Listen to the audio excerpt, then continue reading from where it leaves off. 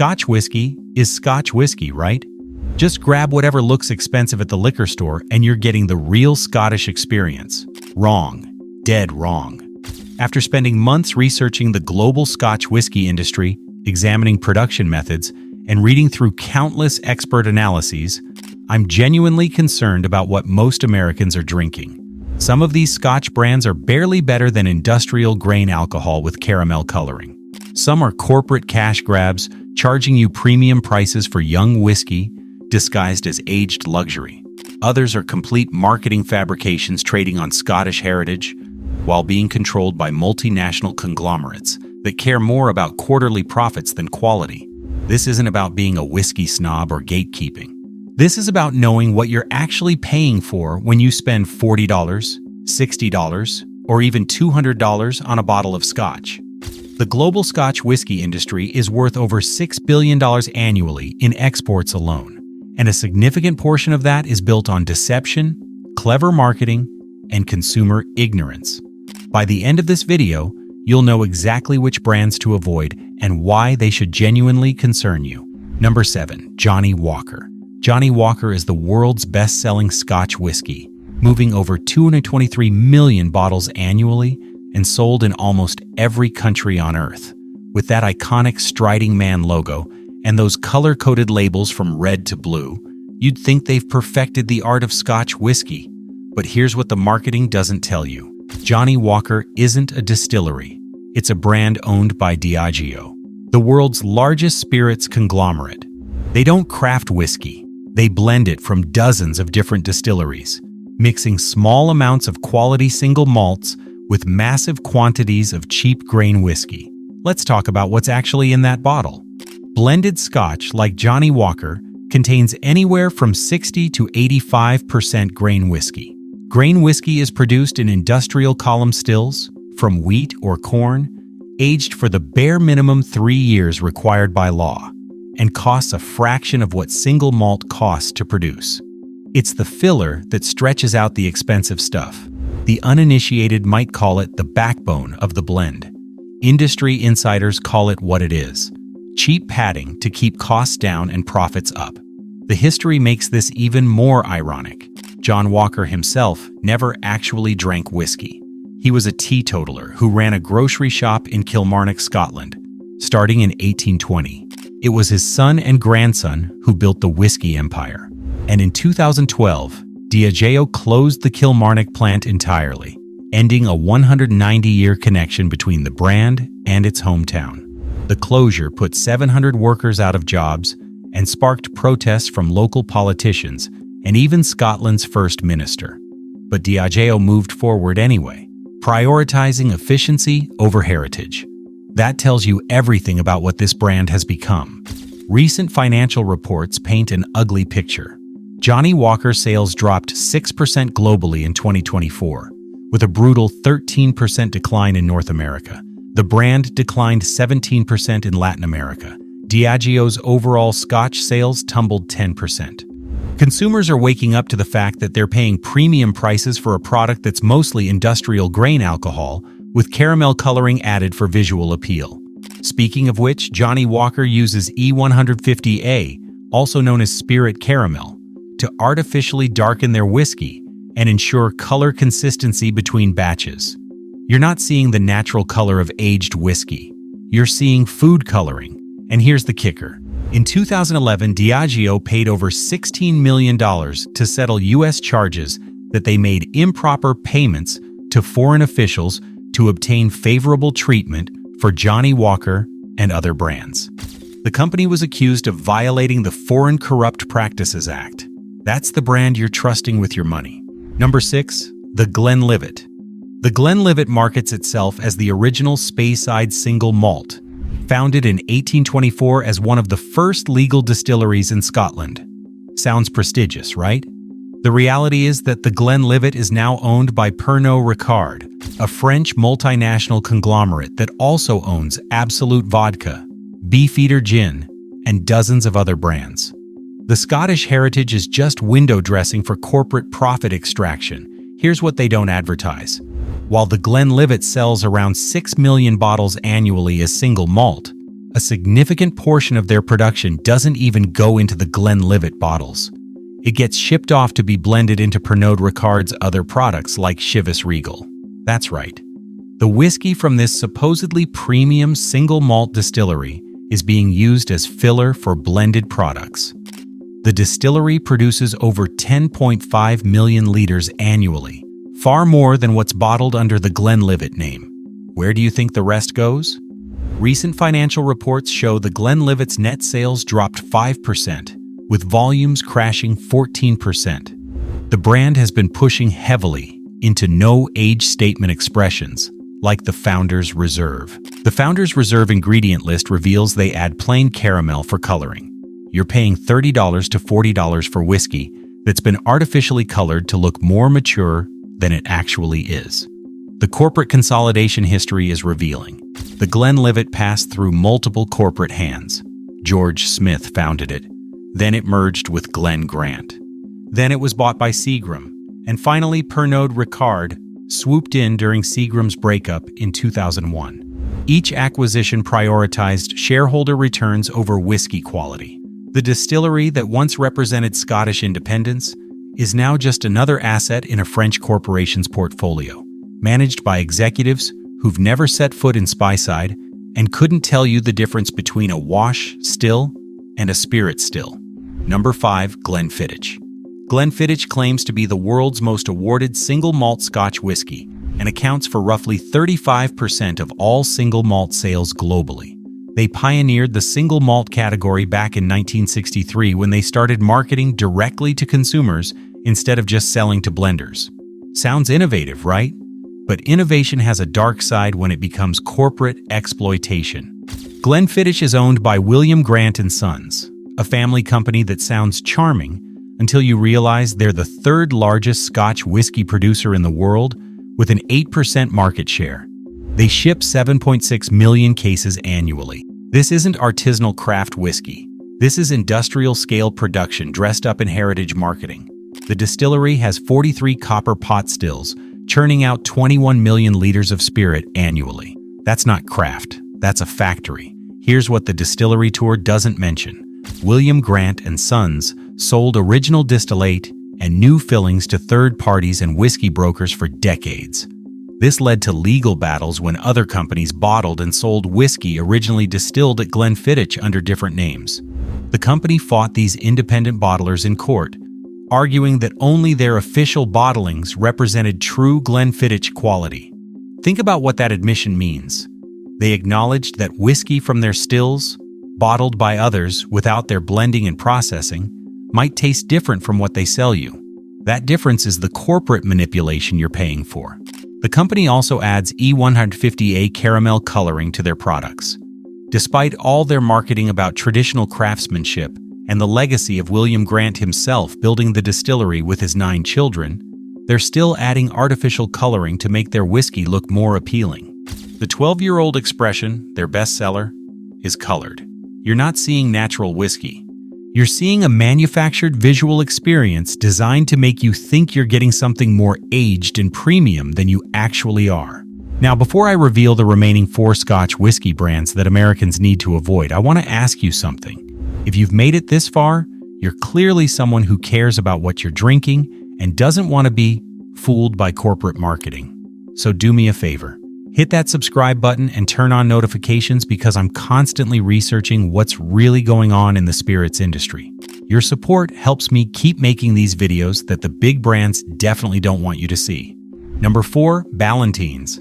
Ballantine's is the world's second highest selling Scotch whiskey, right behind Johnnie Walker, at around $20 to $25 for a bottle of their finest expression.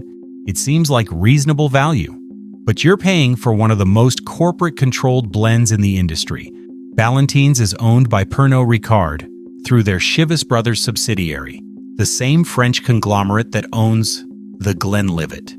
The Scottish heritage on the label is a fiction maintained by foreign shareholders. The history tells the real story. George Ballantine started as a grocer in Edinburgh in 1827, similar to John Walker. The family sold out profitably in 1919, and since then, the brand has passed through corporate hands like a poker chip. Barclay and McKinley, then Hiram Walker, then Allied Domecq, and finally Pernod Ricard in 2005. Each acquisition stripped away more authenticity. The massive Dumbarton distillery that produced Ballantine's grain whiskey was mothballed in 2002. Production shifted elsewhere. The physical connection to the brand's heritage was severed for efficiency. What's actually in the bottle? Ballantine's Finest is a blend of around 50 single malts and 4 single-grain whiskeys. The fingerprint malts come from Milton Duff and Glenbergie, but these are just flavoring agents. The bulk of what you're drinking is cheap grain whiskey from industrial column stills. Expert reviews consistently describe it as acceptable but boring. A minimum viable product designed for mixing rather than sipping. One reviewer called it a perfect representation of bog standard, acceptable, Boxwerkemprussen, acceptable, bottom-shelf blended Scotch whiskey. That's not exactly a ringing endorsement for something marketed as a premium spirit. Pernod Ricard's recent Ballantine's Light product reveals their corporate mentality.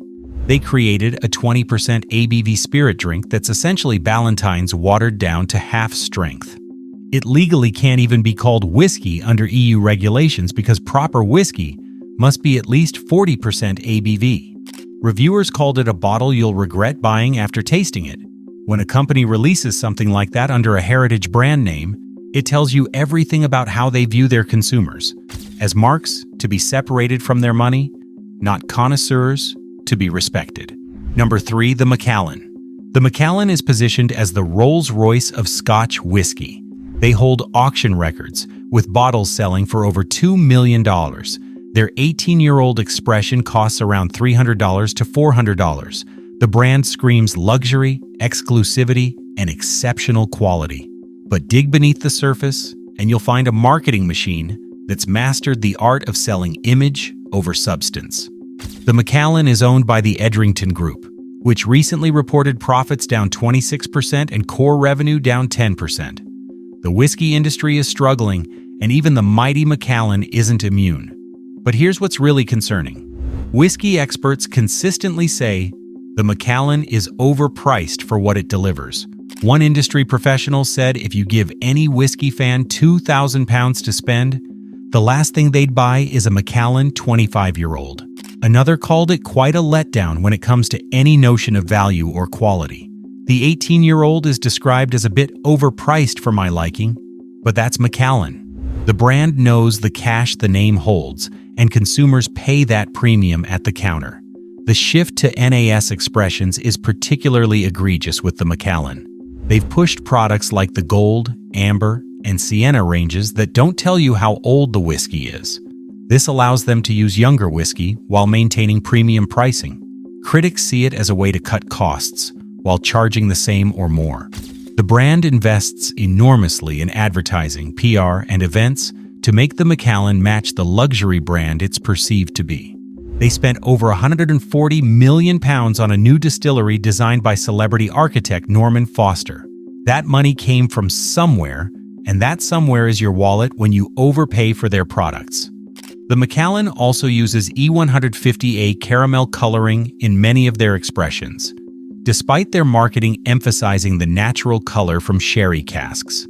The color-coded naming system only works because they're artificially manipulating what you see in the glass. You think you're paying for decades of careful maturation in premium sherry casks, but part of what you're seeing is food coloring. That's not just misleading, it's insulting. Number 2, Dewar's. Dewar's claims to be the world's most awarded blended Scotch whiskey. They're the top-selling blended Scotch in the United States, moving around 800,000 cases annually in this country alone. The marketing emphasizes their double aging process and Scottish heritage dating back to 1846. But Dewar's hasn't been a Scottish family company for decades. It's owned by Bacardi, a Caribbean-based multinational corporation headquartered in Bermuda. The corporate history is a tale of consolidation and profit extraction. John Dewar and Sons merged with rivals in 1915, became part of the Distillers Company conglomerate in 1925, which was bought by Guinness in 1986, which formed Diageo in 1997, and then Dewar's was sold off to Bacardi in 1998 because regulators were concerned about monopoly control. The brand you think represents Scottish tradition is actually a corporate asset that's been traded between multinational conglomerates for a century. Dewar's White Label, their flagship product, exemplifies the problems with mass-market blended Scotch. Reviews describe it as a minimum viable product that's perfectly acceptable, but completely forgettable. One expert called it a perfect representation of bog-standard, acceptable, bottom-shelf blended Scotch whiskey. For most people who aren't enthusiasts, it's drinkable while providing the desired effects. That's hardly a glowing recommendation for something marketed as premium Scottish whiskey. The double aging process they advertise is essentially marketing spin. They blend the whiskey, then put it back in casks for additional maturation. While this might marginally improve quality, it's primarily a differentiating gimmick. The core product is still predominantly cheap grain whiskey from industrial production, flavored with small amounts of malt whiskey from their Aberfeldy distillery. You're paying for the Dewar's name, the advertising, and the distribution network. The actual liquid in the bottle costs a fraction of what you're charged. Number 1, Chivas Regal. This is hands down the most overhyped Scotch whiskey you can buy in America. And if you're drinking this, thinking you're getting premium quality, you need to hear the truth. Chivas Regal is owned by Pernod Ricard, the same French conglomerate behind Ballantines and the Glenlivet. It's marketed as the original luxury Scotch whiskey, created in 1909 as a 25-year-old expression for wealthy Americans. But that heritage has been completely corrupted by corporate cost-cutting. Here's the critical history they'd rather you forget. The original Chivas Regal was a 25-year-old whiskey with high malt content. When the company struggled financially after Prohibition in World War II, they were acquired by Seagram in 1949. The premium 25-year-old was discontinued and replaced with a 12-year-old in 1939. That's right. The brand that defined luxury Scotch literally downgraded their flagship product to cut costs. Everything since then has been an attempt to maintain premium pricing while delivering a fundamentally lesser product. The modern Chivas Regal 12 is a blend of malt and grain whiskies from all over Scotland. The core malt comes from Strathisla Distillery, supplemented by whiskies from Longmorn, the Glenlivet, Alta Payne, Milton Duff, and others. But the majority of what you're drinking is grain whiskey from Strathclyde Distillery in the Lowlands. You're paying $30 to $40 for a product that's mostly industrial grain alcohol, with some premium malts mixed in for flavor. Recent Chivas innovations reveal corporate desperation. They released Chivas Regal Crystal Gold, a clear spirit drink that isn't even whiskey. It's been filtered to remove color and had new make spirit added, making it legally a spirit drink rather than Scotch whiskey. Critics describe the brand as looking a little dusty in recent years. When a heritage whiskey brand starts releasing clear non-whiskey products, you know they're scrambling for relevance rather than focusing on quality. Sales figures confirm the decline. Chivas Regal volumes shrunk 15% in the first half of 2024, falling to 2.7 million cases. Net sales dropped 7% despite price increases. The brand is bleeding customers who've realized they're paying luxury prices for a mass-market blend. The company's response? More marketing, more celebrity partnerships, more limited editions, everything except actually improving the core product. Here's what you need to understand about the Scotch whiskey industry. It's built on consumer ignorance and marketing manipulation. Most blended Scotch isn't from pristine Highland distilleries. It's predominantly cheap grain whiskey from industrial facilities, flavored with small amounts of quality malt and artificially colored with E150A caramel to look more aged and appealing. The regulations allow this deception. The Scotch Whisky Act of 2009 specifically permits caramel coloring as an additive. Companies don't have to tell you how much they use, or even acknowledge it on the label unless you're buying in Germany, where consumer protection laws require disclosure. The terms single malt and blended Scotch obscure more than they reveal. Single malt sounds premium, but it can still be artificially colored, chill-filtered, and blended from dozens of different casks to create a consistent but manufactured flavor profile. Age statements are disappearing as companies push NAS expressions that let them use younger, cheaper whiskey while maintaining premium prices. So what should you buy instead? If you absolutely must drink Scotch whiskey, here are the distilleries that actually deliver quality without deception. Bruichladdich on Islay bottles without artificial coloring and without chill filtration. They celebrate batch variation rather than masking it with additives. It's more expensive, but you're getting actual whiskey, not manufactured consistency. Glenfarclas remains family-owned after 6 generations and uses no artificial coloring. Their sherried expressions deliver genuine quality from traditional production methods. They prove that Scottish family heritage doesn't have to be a marketing fiction. Springbank in Campbelltown is one of the few distilleries that handles every stage of production on-site, from malting to bottling. They don't add coloring, and they don't chill filter. What you see in the bottle is what came from the cask, but honestly, the best thing you can do is look beyond Scotch entirely. American bourbon legally cannot contain added coloring or flavoring. What you see is what you get, straight from the barrel. Irish single-pot still whiskeys from distilleries like Redbreast offer complexity and quality without the marketing manipulation of big Scotch brands. Japanese whiskey from authentic producers following traditional methods often delivers better value than comparably priced Scotch. The Scotch whiskey industry doesn't have to be a race to the bottom. Small independent bottlers like Gordon and MacPhail release natural color, non-chill filtered expressions that show what Scotch can be when corporate profit isn't the primary motivation. But the big brands have chosen a different path. One where marketing matters more than quality, where shareholder returns trump consumer respect, and where centuries of Scottish heritage have been reduced to label decoration on products controlled by French and Caribbean conglomerates.